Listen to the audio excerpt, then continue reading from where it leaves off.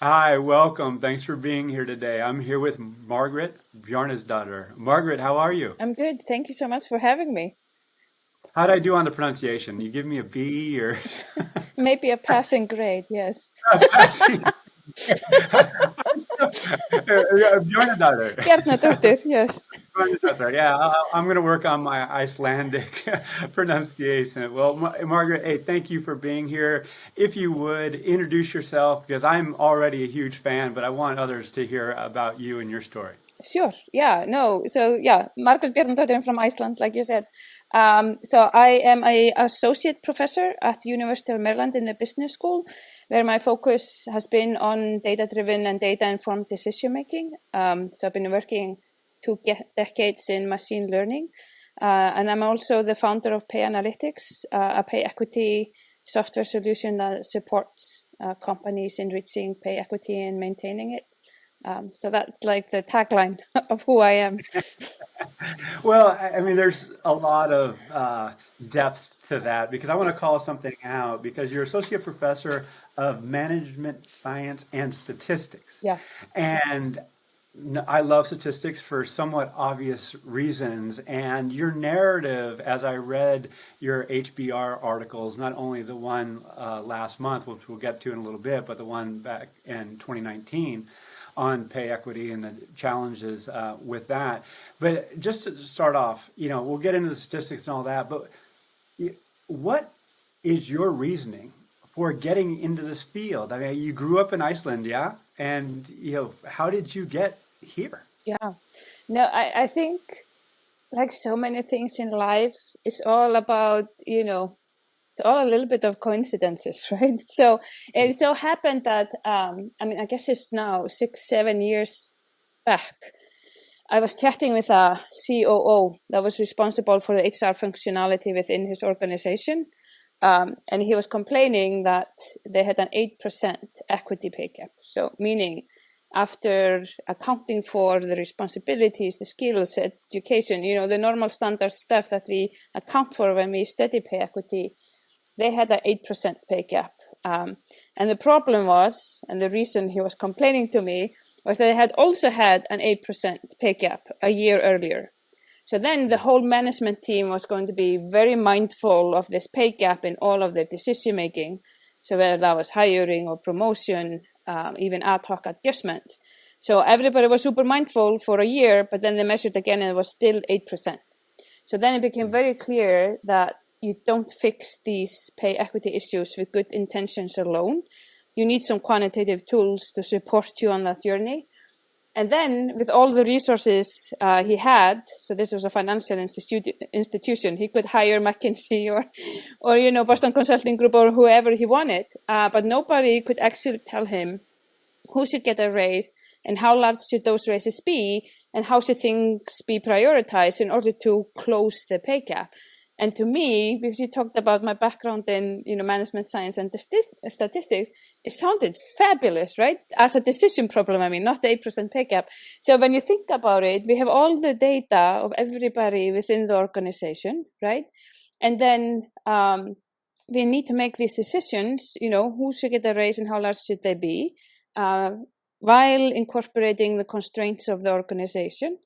So, I was like, this sounds like fabulous research. So that's how this got started. So I took this on as a research project, and then we solved the problem and developed our algorithms and been kind of at it ever since, really. Wow.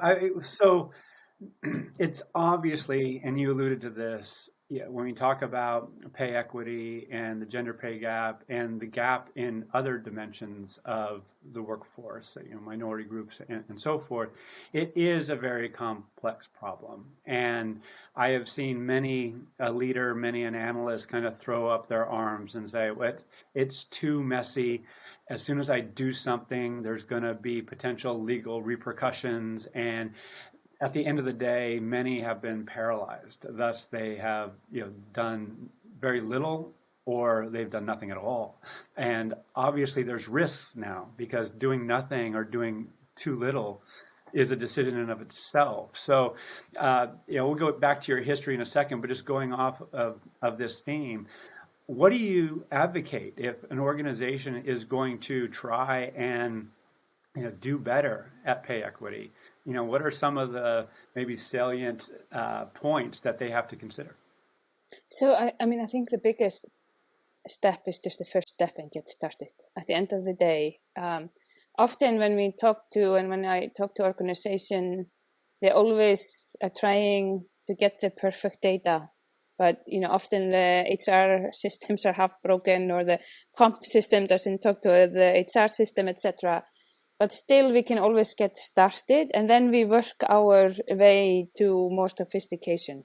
So we have to start somewhere, and it's about getting started. Because I think, as much as we want kind of pay equity to be a one-time fix, just get it right and be done with it, it really is an ongoing process. So we have to think about starting, closing those equity pay gaps, obviously, but then thinking about incorporating the thought of pay equity into the compensation processes so that we don't find ourselves repeatedly with pay equity issues that we have to fix. So I think, now I don't even remember what your question was, but the first step is always just to get started somewhere. Yeah. Well, in that regard, just so you know, I took some notes, leading into our discussion here. And one of the things that I was really taken with was the fact that there is room in the raise allocation process to address this problem. Because if you take kind of just a cost perspective, correct me if I'm wrong, it might be undoable, or might not be doable rather, financially. And how do we gradually move towards a better state? So my question, again, if an organization is going to get started, where are the starting points? What are some of the things that you would advocate, consider? And actually, I'm going to throw on a question that even precedes that one. Don't worry, I'll note all these questions. Is like, who should be deciding this in the first place? Because when you talk about pay equity, you have managers making decisions, you have policies and procedures, you have potentially legal repercussions. So legal arguably should be in the room. So who should be considering making this change? What are your thoughts there? Yeah, I mean, I think fundamentally what your question is about is who owns the process, right? And what you are getting at is that there are so many stakeholders that affect this process. So I would say who should start and how to get started. So I would say, kind of building on what I've seen, with this organization, is often starts within the comp department.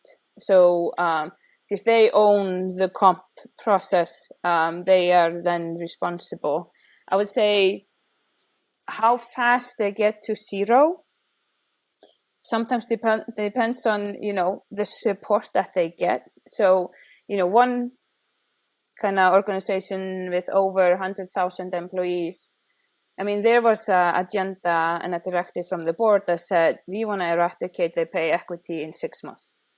So obviously, if you make that decision at a multinational organization, you need a budget for it. So you don't close pay gaps unless you have a budget, and you need a little bit of budget. Because if I take one step back, and I know I'm rambling a little bit, but if I take one step back and think about an organization that has never thought about pay equity, but they have sometimes and often what I call legacy pay gaps, right? People have been making decisions over maybe years or decades and ended up in a place where there is a lot of inequity. So then you will need a budget to fix that, right? So because typically we don't lower salaries. I have yet to meet a CEO that is interested in, lowering salaries. I also often, because I get asked that question, because cost is important and budgets are important, and so especially when I talk to academics, people not practicing pay equity, they are like, oh, but can't you just lower salaries? I'm like, no, that does not work in the real world. But I have had one CEO ask me whether I could tell him whom to fire. And I think he was joking, but he became a client, and he has not fired anyone based on my our solution. But so where was I going with this? So I think, yeah, if you have these legacy pay gaps, it's about fixing them. We need a little bit of budget. And then as an ongoing process, we need also budget maybe annually. Often organizations kind of take it together with their merit reviews. So they do a little bit of adjustments with their merit raises. But then I think the important part of your question is then who is responsible, right? And there, I think there's a huge educational piece, because we cannot just keep pay equity within the comp department. We have to educate our business partners, meaning the managers, meaning the HR, even the recruiters that might be working for us. We need to educate them about, we are a firm or an organization that champions pay equity. Here is how we measure it. This is why, we have suggested equitable pay for your recruits, right? And then we can monitor it as well. So you can, for example, think about, if we care about pay equity and want to champion it, you monitor your recruiting process and you see, are you moving in different directions from these suggested equitable starting salaries based on demographics, for example, whether that's gender or race or minorities or even age, right? So, so I think in order to successfully implement pay equity, it has to be broadly owned, and we need to spend the time educating the rest of the business for sure. Well, I'm drawing out some key points here, and I'm also thinking about your articles. And for those who are listening, you can find them in the notes below, or the comments rather, or description. I'll make sure that those links are included. But I want to get back to a topic that most of our listeners are very interested in, somewhat obviously, is the data and analytics and AI. And your recent article of last month in HBR spoke very eloquently. As I shared with you on the outset, I was like, yes, this is something that needs to be more broadly communicated and understood, that there are risks in data and analytics and AI. So without going too deep into that, can you speak to what your concerns are and the opportunities that analytics and AI provide? So maybe I can start to say I'm a huge believer, by the way, in machine learning and AI. So that's what I've done for a living for 2 decades. So but we need to do a couple of things to do it right, and we need to think about it differently when we are applying machine learning and AI in human-sensitive processes, so whether that's HR or healthcare or criminal justice system, etc. And there are even questions, whether AI even has a place in some of these scenarios. But setting that aside, how do we need to think about this? So I think at the core, when we think about machine learning and AI, it's about data, right? And then we think, okay, we need some data to help this algorithm, whether they are helping, our hiring or recruiting or identifying, managerial potential, etc. We have to just keep in mind that our data reflects the past. And I think, as we all know, we are building towards a different future. So anytime we build a machine learning algorithm on data that reflects the past, well, then that algorithm is going to suggest solutions that are similar to the past, or how we defined success in the past, and based on factors that we measured in the past, which in themselves might be very biased. So we need to be very mindful that the data does not represent the equitable workplaces that we want to build. And so that's one. And B, that in the past we might have been measuring factors that even are not good proxies for what we're trying to measure. So that's one thing. So thinking about that. We also need to think about, the data might be biased. So the typical example that we take is performance metrics, right? They historically have not been very well performed. I mean, there are exceptions to that as well. But, if we are then using that to feed into some kind of identifying talent, that can be biased. So all of that to say, we have to be very mindful about data, the proxies that are in the data, right? I think one of the examples that I mentioned in that article is that sometimes we use grade point average as some kind of proxy for, talent or skills or potential, not realizing that our grade point average might be reflective of whether or not we had to work alongside school to be able to afford our books, right? So then if we don't understand that, well, then we have just biased our algorithm against those from a lower socioeconomic status, which goes against everything that we want. So that's, I think, the big thing is the data. We have to get the data right, and then we have to question what is it that is not in the data? What are the key factors for managerial potential that we have no quantifiable measures for? And then thinking about it prior, how are we going to incorporate that into our decision making, right? So that together the algorithm and our human decision making can work better. So we just have to be very mindful and don't think about machine learning as some kind of magic wand that will make the world unbiased, because it's the opposite. It can really, amplify current biases and make them worse if you're not careful. Margaret, I love you. What you just shared is so important in so many ways, and I think it is understood, particularly among those who are making decisions, but really everybody, because it's like, as an individual worker, I'm generating data. How's that data being used? If I'm answering a survey, how's that data being used? If I'm doing a job application or doing a pre-employment assessment or something, how is that being used? What biases are present or not? And I'm going to amplify your point around, if we take historical data and we look at it, we tighten up the relationships among the metrics, and we get a high R squared and all this, stuff that's very exciting from a statistical standpoint. But what it does is perpetuates, to your point, history. And is that what we want to do? And something that you drew up or highlighted is this pursuit during the recruiting process of cultural fit, and how that might be counterproductive to elevating a more diverse and inclusive workforce. Can you speak to that? Yeah. So this comes from, so I have been watching with great attention the HR space, kind of the startup scene, both because I've been a part of it, but also just out of fascination, right?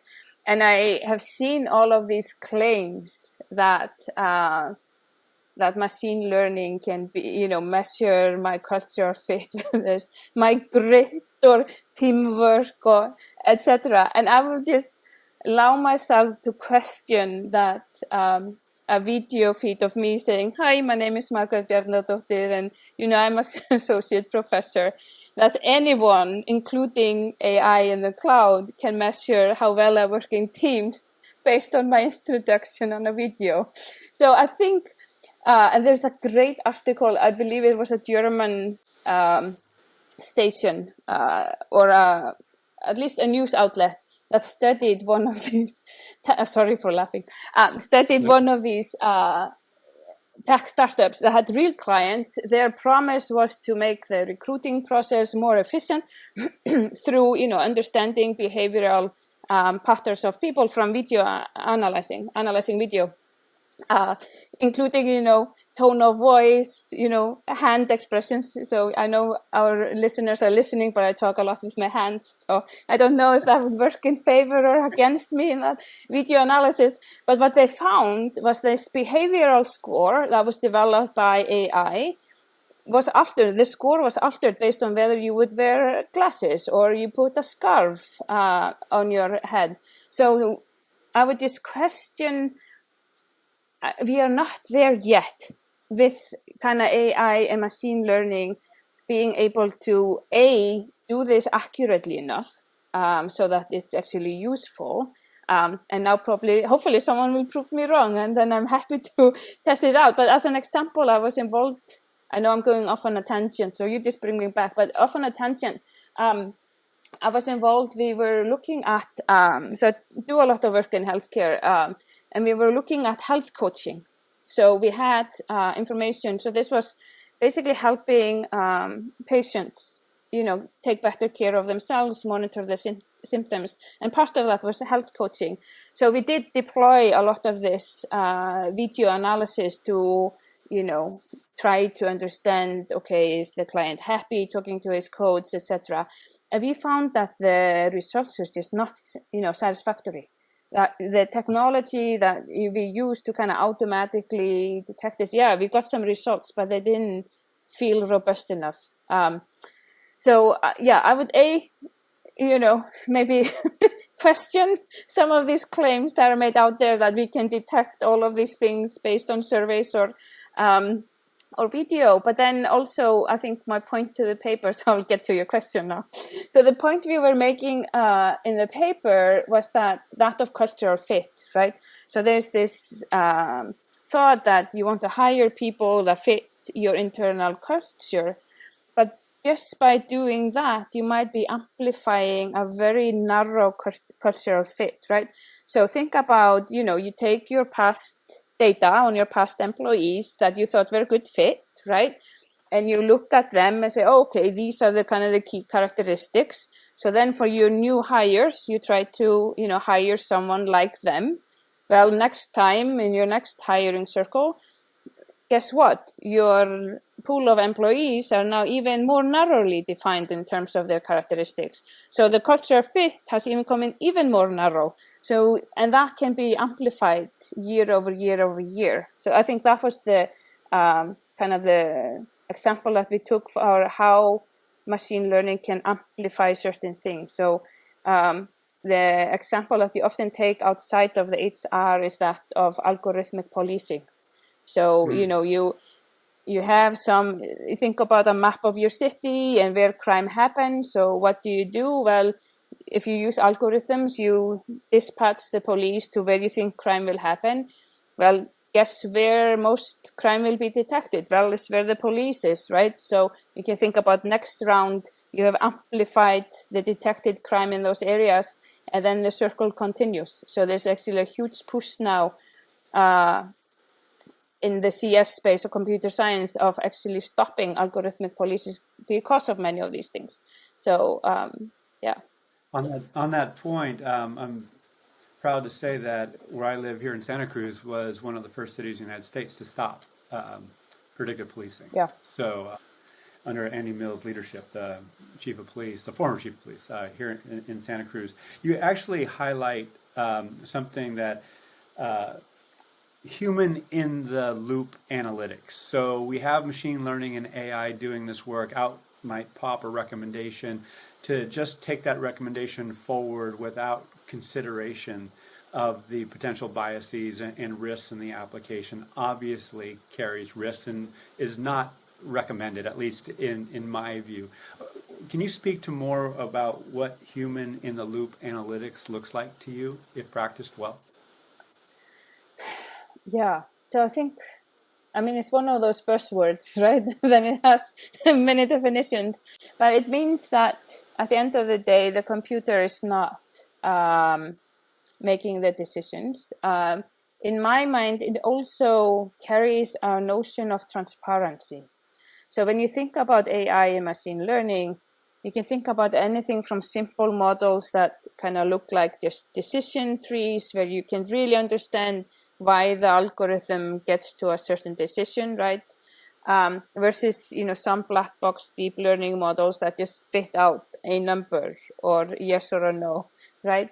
And for effective human in the loop analytics or AI, we need that level of transparency. So the human needs to understand why is the computer making that recommendation, and then we need to bring in, what are the factors that fall outside of those of the computer, and then together So in my mind, human in the loop analytics, especially in the HR space, at best, the algorithm might just be one of those data points in number of data points that you're considering when you're making your decision.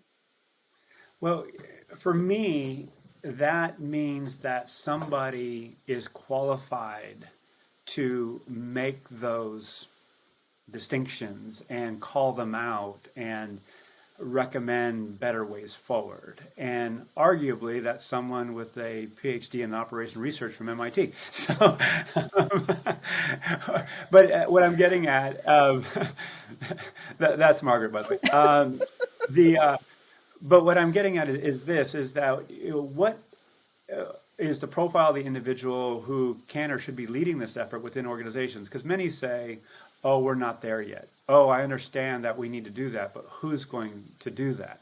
And then do they have the requisite equity, if you will, relationship equity inside the organization to slow down a process or adjust a process? So for me, this lands on governance. Going back to our first who, then what. Who should actually be doing this? It has to be beyond comp.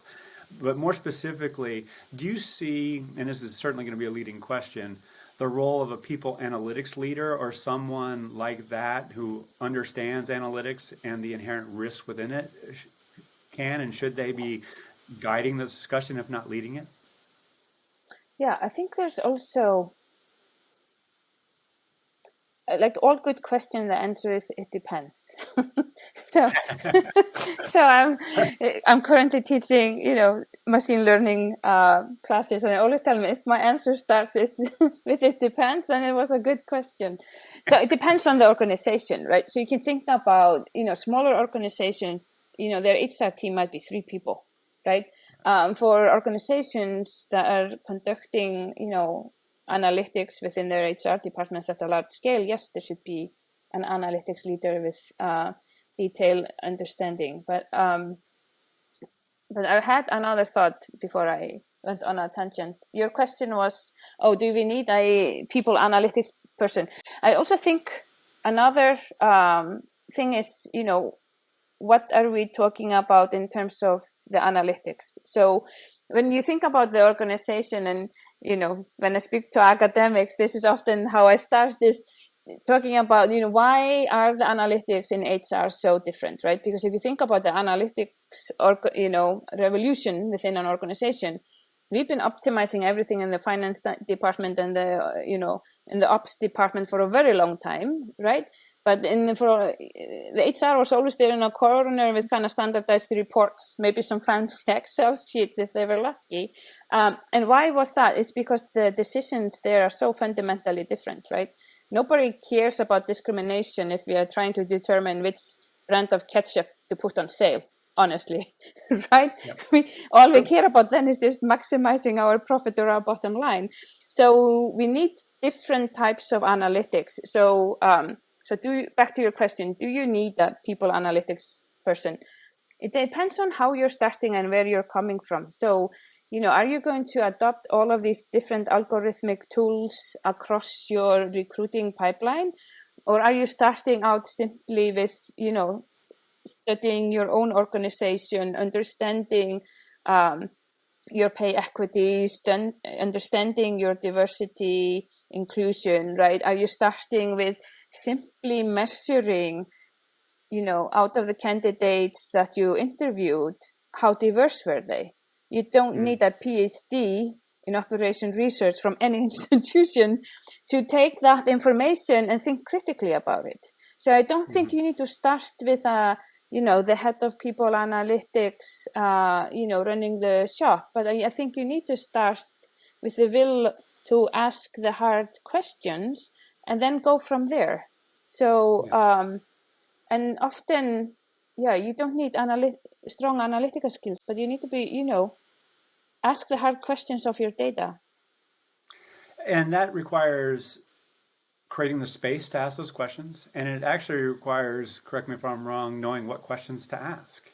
And in turn, hopefully taking appropriate action. So focusing on small companies first, or even mid-sized companies, many of which do not have a people analytics leader, and many people analytics leaders, as we know now, have IO psychology backgrounds. They might have quantitative backgrounds. However, they might also be, financial professionals who came over into HR and have the essential quant experience, but they might not have the deep statistical, algorithmic experience. So for, again, small and mid-sized companies, when do you think they can or should be asking these tough questions? And then how do they manage that in the absence of someone who, with the statistical chops to help? I mean, I think you should ask them for day one, right? In my mind, right? At the end of the day, what kind of organization are you building up? And if you're not asking the hard questions, well, to me, but I mean, obviously I'm biased. I live and breathe in this space. But I mean, I can speak about it because, I've been involved in starting my own company. We have been mindful about this from day one. So, with 5 employees, we were asking, how can we broaden up our employment group, right? How can we make sure that we attract, for example, both young and old talent, for example? So as you mentioned in the beginning, I come from Iceland, so we are quite homogeneous people. So we have different challenges there. So for example, from the beginning, the official language of the company is English. So in Iceland, it's not the color of your skin is the inclusion criteria, or where the discrimination happens is more along the lines, do you speak perfect Icelandic? And if you don't, that's when you run into where the true discrimination is, at least anecdotally. So we have been very mindful of that from the start, starting from 5. So I think we should always be asking these questions. And then I think what we have seen in the past, 5-6 years is that now you have the tools. I happen to represent one of them, but there are others out there, obviously, that can help you with all of this. So they can monitor your pay equity. They can monitor your diversity inclusion. You can look at how you're performing quarter over quarter, year over year. So there's a lot of tools now that make this easy. For, I think our smallest client is 30 employees. So that gives you an idea. And the largest is 150,000. So I think there's no scale needed. There's no right scale, but it's about, I know I'm a little bit optimistic, but that's my nature. It's about doing the right thing. So I know that sounds very naive, but at the end of the day, it's about, what kind of workplace and organization do you want to build? And the tools are out there if you to support you in doing so. Well, I celebrate your optimism, and I don't think it's naive at all. In fact, I think it's conscious, proactive intentionality. I probably could have done that much more eloquently, but it's being aware of the problem and going after and advocating for something better than exists today. So it's not naive. It comes from a knowledgeable place. And with that in mind, one of the things that I got, of the many things that I got excited about when reading your work and thinking about my own experience as an analyst, and thinking about all the people analytics leaders that I've had the pleasure of working with over the years, is this idea that we have these transactional systems that are generating data, and we're doing analyses on data that wasn't necessarily created for analytical purposes. And then oftentimes we put this into an analytical engine and we try and infer some things and then make decisions. All fine and good, all well intentioned. However, having a system that actually analyzes the analytical tools and algorithms themselves is something that I've longed, hoped for, and seen as imminent. And that's something, correct me if I'm wrong, that you do, that you actually analyze some of these algorithms that are out there and creating this and calling out the algorithmic bias and understanding and highlighting the data that's absent that could help and so forth. So can you speak on the need to have this ongoing investigation or critical look at the algorithms themselves? Yeah, absolutely. So I think the biggest danger is you just adopt a tool and assume it works well. So I think independent of what the tool is, you need to think about and monitor what it is doing in real time. And to your point, what happens is that if you develop these tools, maybe it's a software company that develops it in-house, builds it on their own data, and then they transport it to you. Different population, different biases, obviously going to be different performance. So it's about asking the hard questions of these tools. I don't think it made it into the HBR article, but there's a associated white paper that we wrote that actually provides checklists of kind of what are the questions that you should ask of your software vendors, right? So, for example, if you're adopting a tool into your hiring pipeline, how is it being monitored in real time? If you have an algorithm that is kind of poking people on LinkedIn, right? You can have that, right? So if you're trying to recruit someone, obviously you advertise, but then you ping people, right? So, and then, how diverse was the population that this algorithm pinged, right? So if it's about, if it's just about click-through rates, right? Then you might not get the results that you want. I know I'm talking in circles, but another thing I think related to monitoring these algorithms in real time and detecting bias before they become a problem is also about how you incentivize the algorithms, right? So if you buy a tool and you're just paying for the number of applicants that come directly from LinkedIn, right? Then that's what you will get. You will get a number of applicants for LinkedIn. If you pay for diverse applicants for LinkedIn, well, now you have just incentivized the algorithm that you bought to go and try to find you diverse click-throughs from LinkedIn. So it's also about changing how we pay for these tools that we are using in the recruiting pipeline. So it's not just about, detecting the bias, but it's about incentives. So if you think about machine learning is nothing except incentives, right? So you have a loss function in there, which means to those who don't live and breathe it every day. So there's an objective, right? And then all the algorithm tries to do is to optimize that objective. And if in that objective there's no notion of diversity or fairness, well, then that's not something that the algorithm is going to deliver on. So we need to also change the incentives functions for these HR tools so that, they start broadening out, perhaps, the tools. And correct me if I'm wrong, with that as a framing, really clarifying and being accurate on the objective is something that is required as well. Is that a fair statement? I think that's a very fair statement. Yeah. Yeah. So if you buy a tool that says, oh, we will deliver you 1,000 potential applicants for X amount of dollars, then that's exactly what you get, right? If you push back and say, I will pay you $250 from each of these categories, I mean, that's a very different ask, right? So then, we also, so I think there's a lot of responsibility on us that develop machine learning and AI. I think it's also about us in the HR. So I count myself in both, right?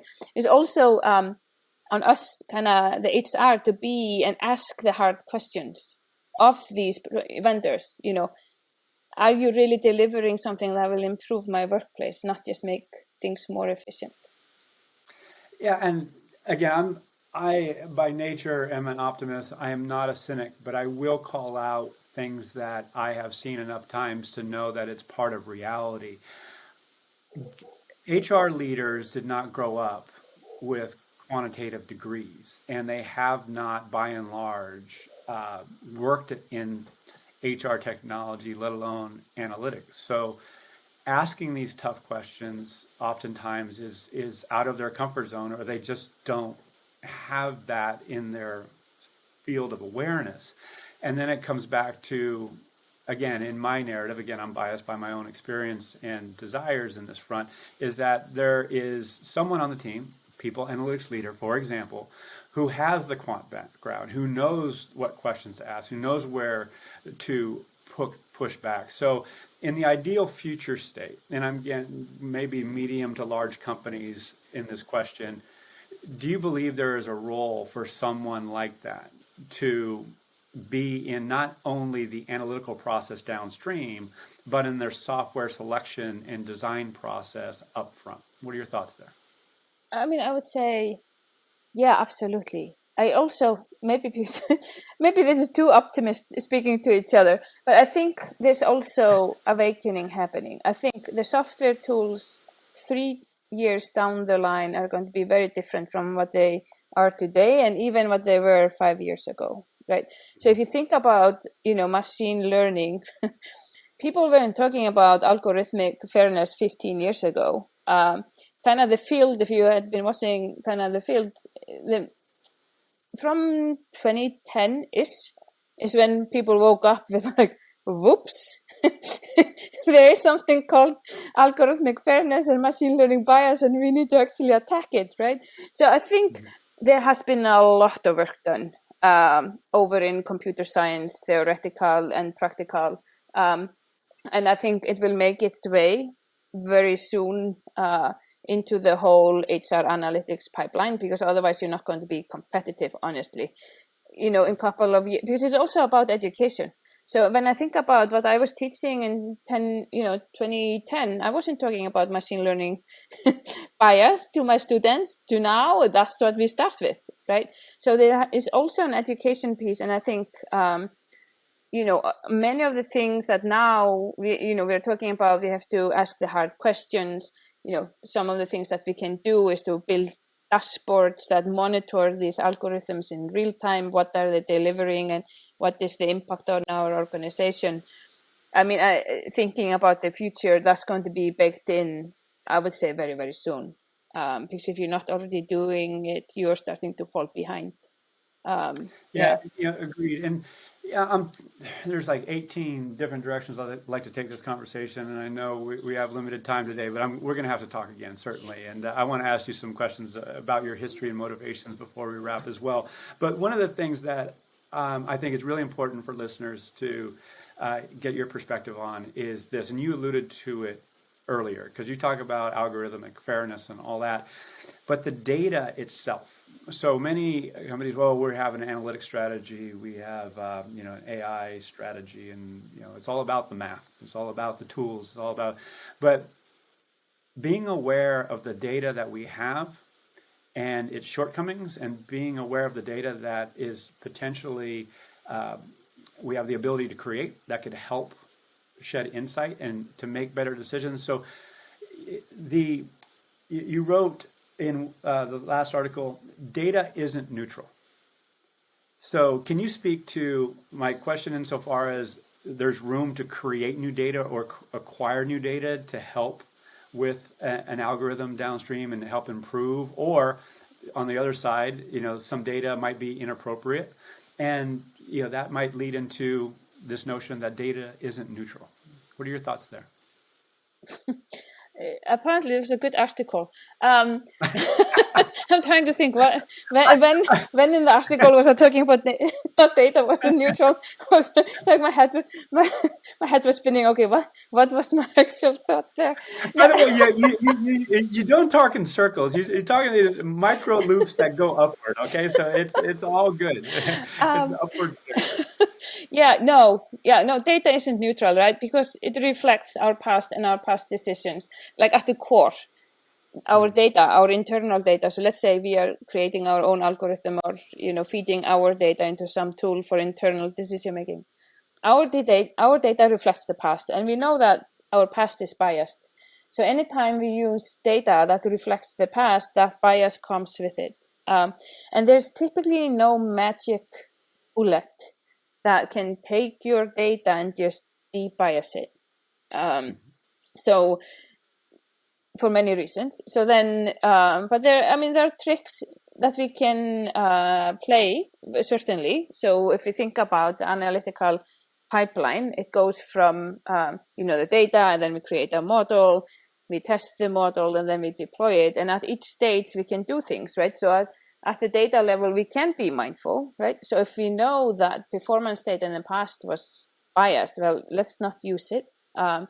Then at the modeling stage, if we think that performance is super important for our organizations, but we know that they were biased, well, okay, maybe we can inflate the scores for those populations that it was biased against. That's one way to kind of fix the data. We can be mindful of things at the modeling stage. And then I think more importantly, when we build, and let's go into this assumption that we are building something ourselves internally on our internal data, is just to take a look at the model performance and break it down by the groups that we care about. Because at the end of the day, that will tell you whether things are okay or not. And then I'm not just saying, so you mentioned early on R squared, right? So one of the things I've been telling my students over the past 2 weeks is that, if I tell you I have a R squared of, 70%, what does that tell you? And my argument is always, well, it tells you very little, right? Because this abstract notion of, how well our model fits the data, but that's it, right? It doesn't tell you anything about the impact on the organization.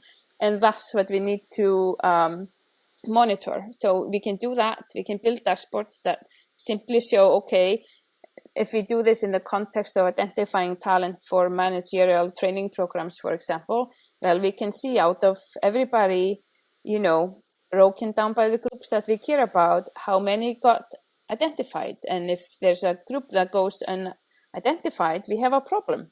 If we are identifying equally, proportionally from each group, we might not have a problem, right? So it's really just understanding, how the algorithm is impacting the organization at the end of the day. And that takes someone who knows what they're doing. and yeah, again, Sure. I just want to emphasize that point that many, they're spending millions of dollars on these HR systems and ERP systems, and they're expecting these insights, and they're falling short. Yeah. And I think there's a underappreciation for the actual nature of the work and who is most qualified to do that work well. And of course, there are room for consultancies, other solution providers, and so forth. And that's a whole other discussion. But there's a few things that I want to capture as we start to wrap up here, and because I love your energy and I love what you're doing. I mean, I already profess my love for you, and I want to. What's your motivation? I mean, why did you get into all this? This is not easy work. It's messy work. It's, as we shared at the outset, it's complex. But I guess that's the nature of someone who, uses quantitative analysis to solve complex problems. But what's your motivation? Why'd you get into this? I mean, a couple of things, right? I think I've always been fascinated by data, right? And what it can tell you. So, I'm a little bit of a data nerd to start with. So, for me... Nothing in your resume said that.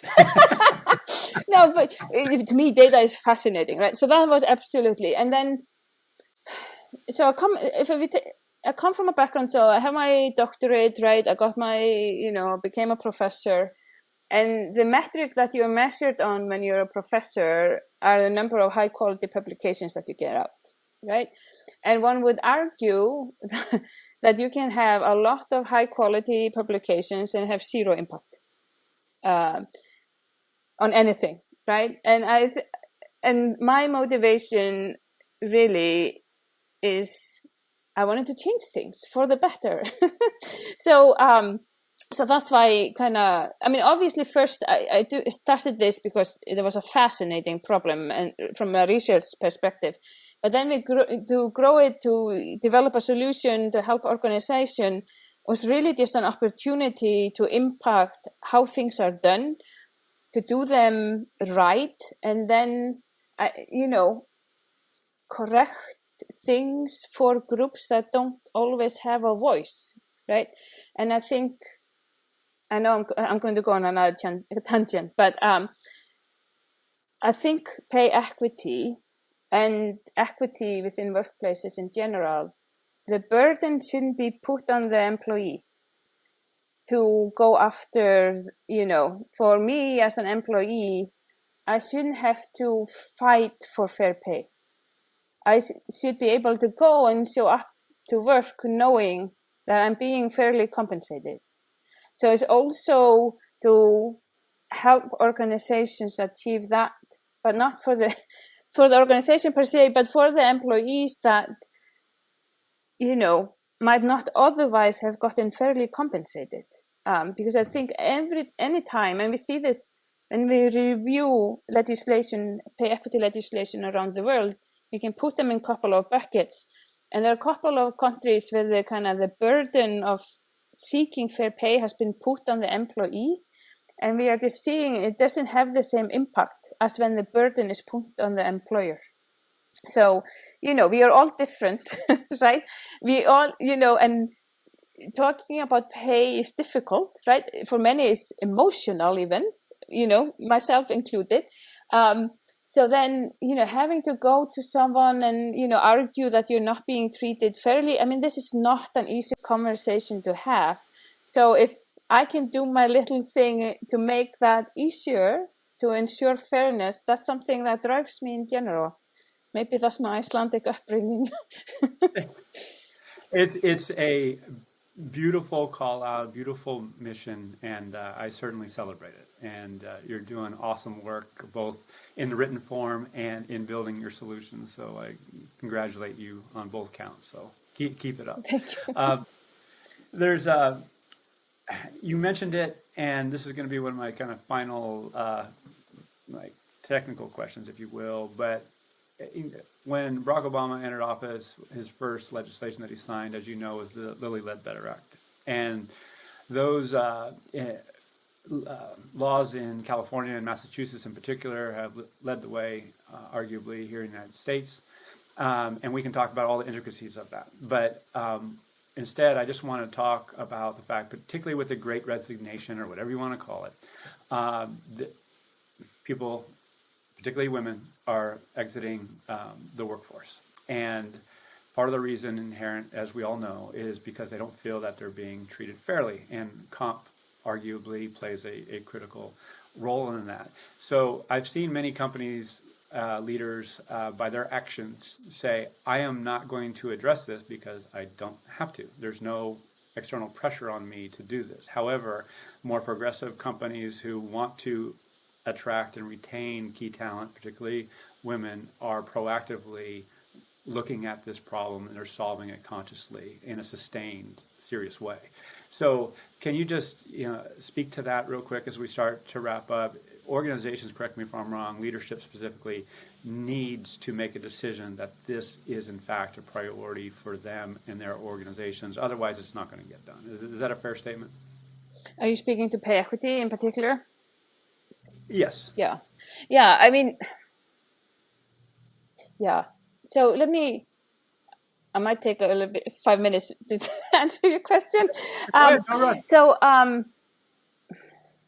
there has been, I would say, things are moving quite fast in pay equity. So when I started this, 5, 6, 7 years ago, time flies. It used to be that organizations could kind of advertise, just having a equal pay certification kind of branded them as being champions of equality, etc. That has changed really fast. And I would say, 3 years ago, we saw these public announcements, of companies saying they have 0% equal pay gaps.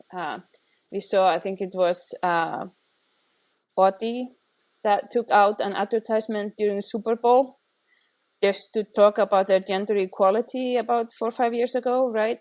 So it used to be that organizations that were doing this right were, that was a unique thing. I think increasingly, if you're not doing this, you're falling behind. So, and you're not going to so so let me, rather than making adjustments, so this is my academic, I can't make statements that I can't back by research. So let me give you this antidote. So this fall I was at a conference, and every single conversation, independent of whether we were talking about pay equity or, bonuses or, salary packages or, anything, all conversations in any session of that conference ended up talking about one aspect or another, how hard it is to recruit talent. All of them are saying, but how does this affect recruitment? How does this affect recruitment, etc.? And I think pay equity is one of these things that you have to be able to signal to your workforce that you are an equitable workplace that people find attractive. So pay equity has become a must-have. It's no longer a nice-to-have. For a couple of reasons. So in some places, it's literally there's legislation that is enforcing you to take this on and tackle this. And in other places, unless you want a revolving door for your employees, you have to do this in order to be able to send your employees a clear signal that they're being treated fairly. And studies show that pay equity is correlated with, employee satisfaction and retention and all of these things.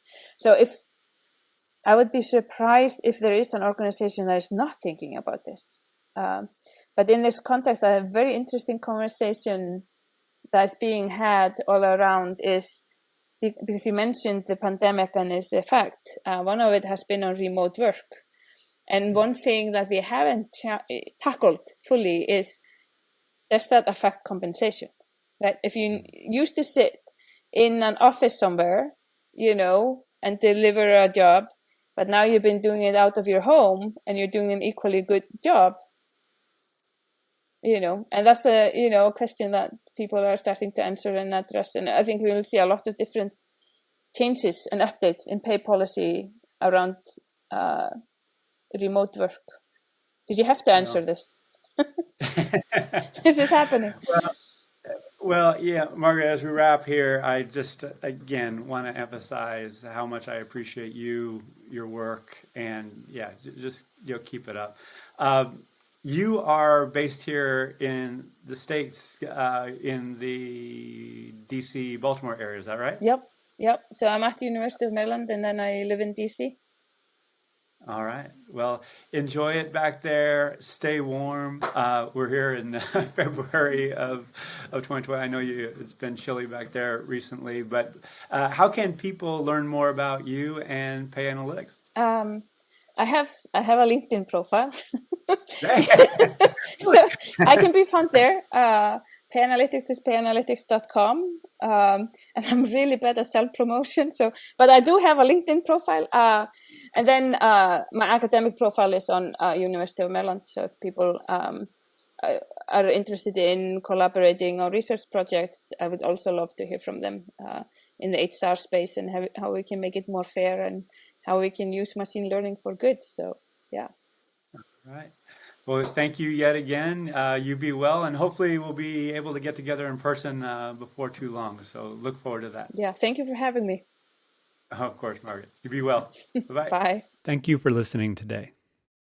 To learn more about the People Analytics and Future of Work community, the People Data for Good movement, and to contribute to the ongoing production of podcasts and shows that enable you to stay at the forefront of people analytics, workforce planning, diversity, equity, and inclusion, employee experience, and other themes that are affecting the future of work, then please visit pafal.net. Again, thanks for being here and making great things happen.